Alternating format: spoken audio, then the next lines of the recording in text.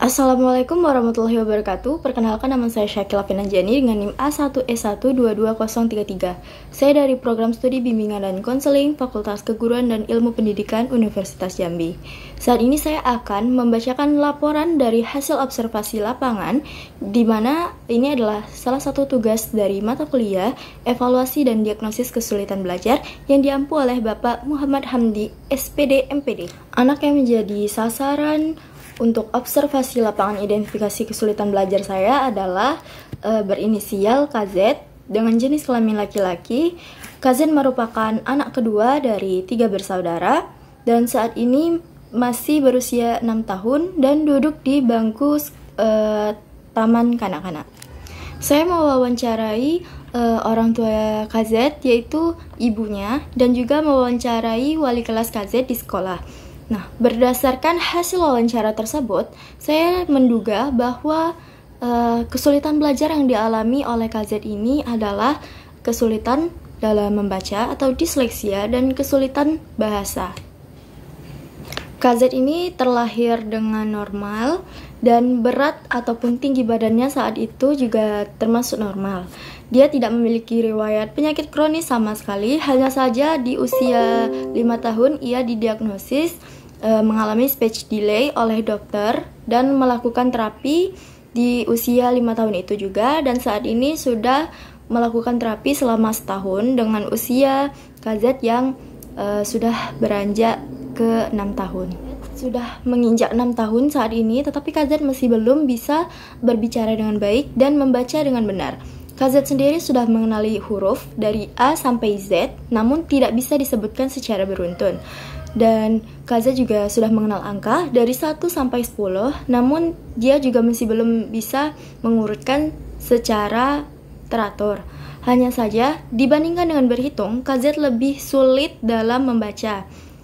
KZ sering dilatih oleh orang tuanya menggunakan buku bacaan atau buku ejaan, yaitu dengan huruf-huruf seperti cabe dieja oleh KZ ini menjadi ca itu dibaca c, sedangkan ci itu dibaca co. Jadi masih ada kesalahan dalam mengeja dan sangat sulit untuk membaca. Berdasarkan hasil wawancara dengan wali kelasnya, KZ merupakan pribadi yang periang, lincah, dan juga sangat energik.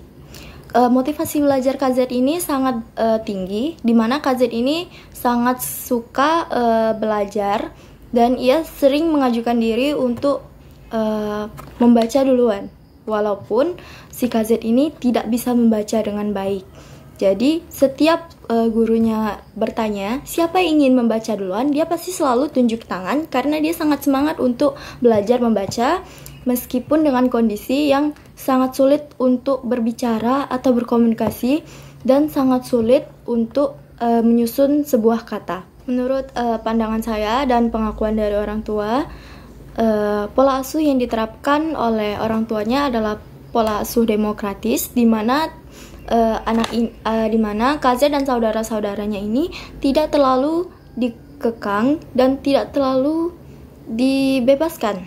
Jadi si KZ ini masih dalam pengawasan, tetapi juga dibiarkan bereksplorasi dengan dunianya. Lalu menurut penuturan wali kelasnya, hasil belajar KZ cukup berubah atau meningkat secara signifikan setelah melakukan terapi. Pada usia 5 tahun, KZ itu sudah duduk di bangku taman kanak-kanak, dan saat ini usia juga 6 tahun dia masih duduk di taman kanak-kanak. Nah, menurut wali kelasnya yang mengajar selama 2 tahun, KZ ini mengalami perubahan yang sangat signifikan, di mana ia sudah bisa mengeja walaupun tidak terlalu jelas, tetapi tidak separah atau tidak bisa dulu. Untuk makanan dan pemenuhan gizi, KZ ini adalah tipe anak-anak yang tidak mau makan sayur sama sekali. Ibunya bilang bahwa ketika ia masak dan ada hijau atau ada unsur sayurnya, KZ ini langsung tidak mau makan.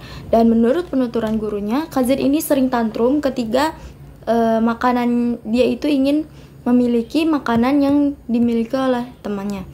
Jadi untuk emosinya sendiri, si KZ ini masih sering tantrum ketika keinginannya tidak terpenuhi, terutama soal makanan. Secara sosial, KZ ini memiliki banyak teman baik di sekolah maupun di rumah. Hanya saja KZ lebih cenderung berteman dengan lawan jenis atau ia lebih suka membentuk kelompok dengan perempuan.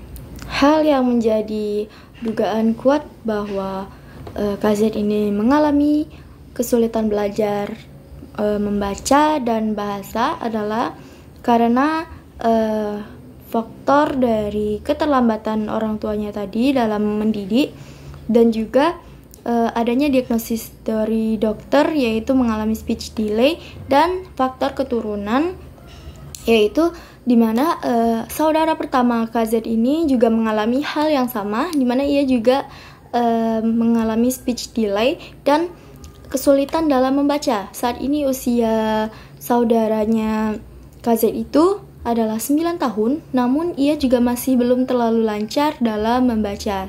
Sama halnya dengan KZ, dan menurut saya penanganan KZ ini dibandingkan dengan saudaranya itu lebih cepat. Namun pada dasarnya secara umum penanganan yang diberikan orang tua oleh KZ ini agak sedikit terlambat karena baru diberikan terapi pada usia 5 tahun.